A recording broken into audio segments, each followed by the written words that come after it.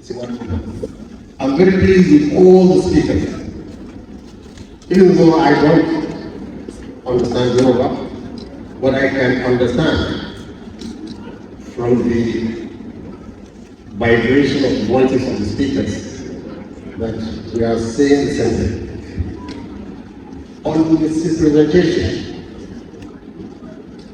and misconstruing facts, I can now understand the Muslims in the Southwest, what have been enduring and going through.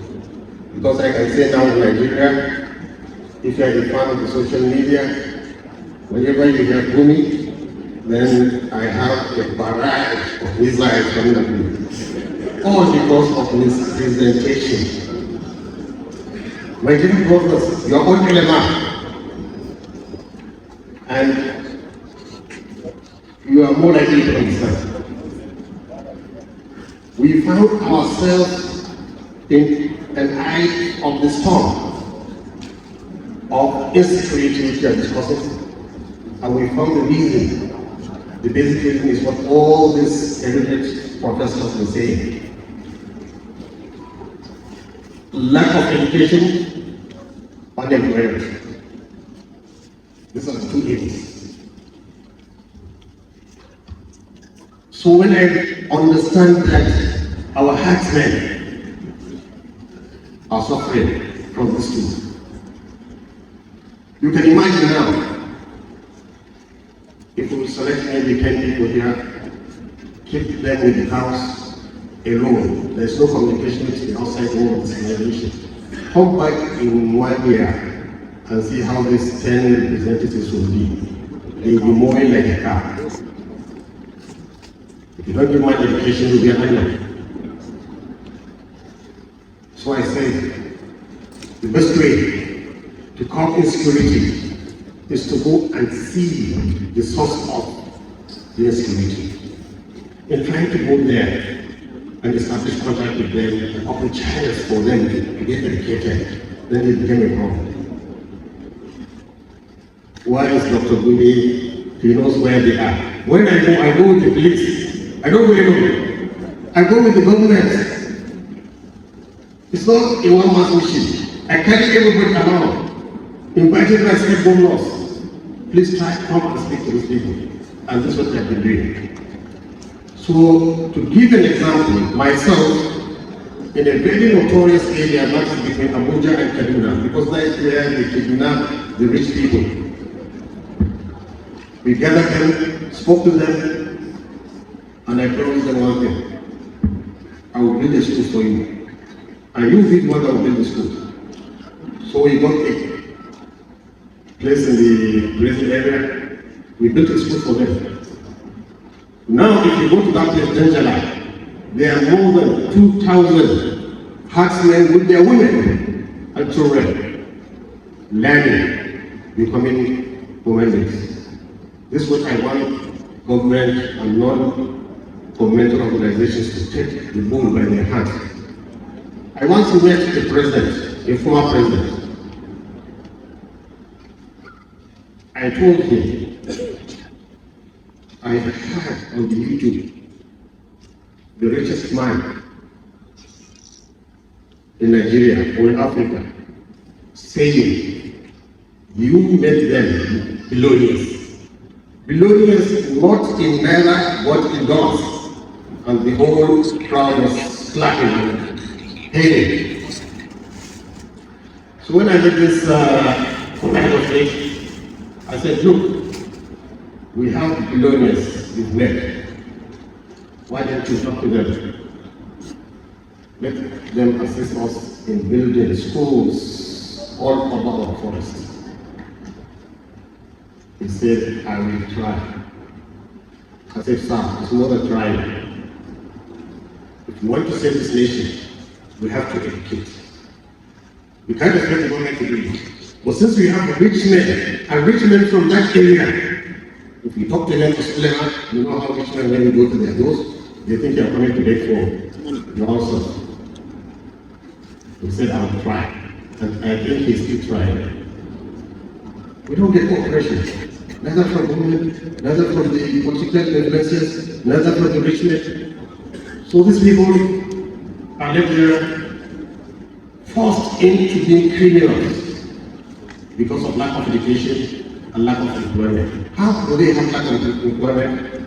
It's because for a long time their country was lost to, and everybody was it's just a news in the newspaper. I used to be in Lagos in 1982 to 85, and with Nigerian Airways I fly from Kaduna to Lagos. Before, in the 80s, when you take off, you see white patches where you see cattle riding. But today, from Sokoto to Kaduna to Lagos, you will not see one single patch. All cattle, they are most rusted. They don't have no patience. They don't have education. So they are forced into this. How do you know they are forced? Because when you go into them and ask them, do you want peace? They will say, yes, we are tired, we want peace. So people are saying, okay, why don't you talk about Boko Haram? Why don't you talk about IPOP? They don't want peace. Those people don't want peace.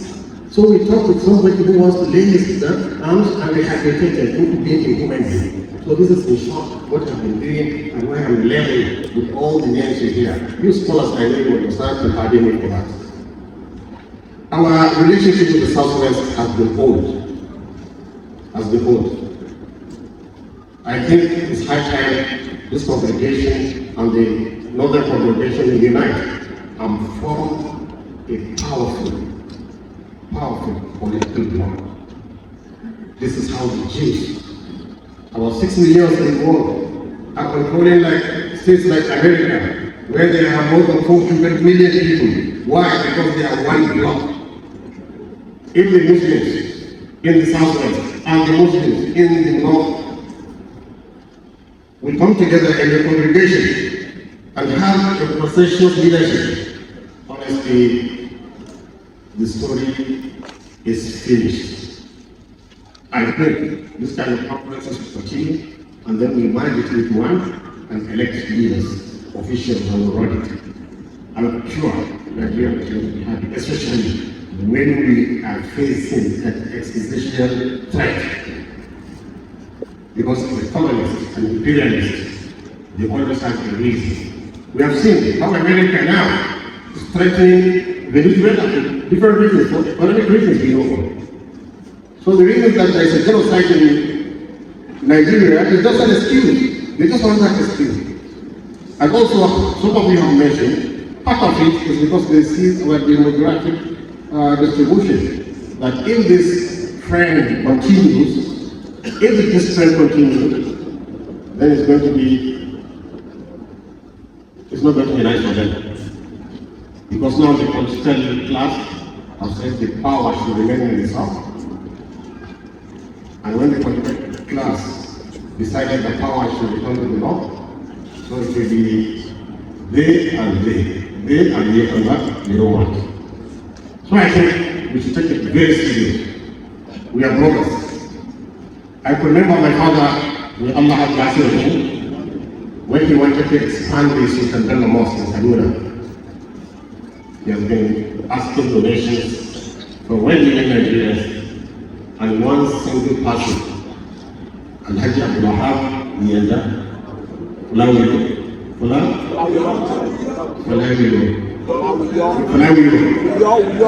sorry, that gentleman said, please let everybody give his contributions. I single-handedly will build that mosque. And the mosque is standing there. As you enter Kaduna, the first thing you see. We don't have any animosity. Professor Balogun now just said he has gone to the North. Many of you have studied there. Many of you have taught there. So our bond is an unbreakable bond, inshallah. And we should continue to strengthen it and also help each other politically as a political bloc and economically. In economics, we have to form an economic bloc. No matter how strong, how united we are, if we don't have economic power, we are still left behind. The North is an ample area for you, especially the Muslims, to come in there and also put your own efforts in seeing that we develop the economy, and also our businessmen will encourage them to come here and have a partnership with you so that this movement will be strong and strong and strong. Thank you very much. Again,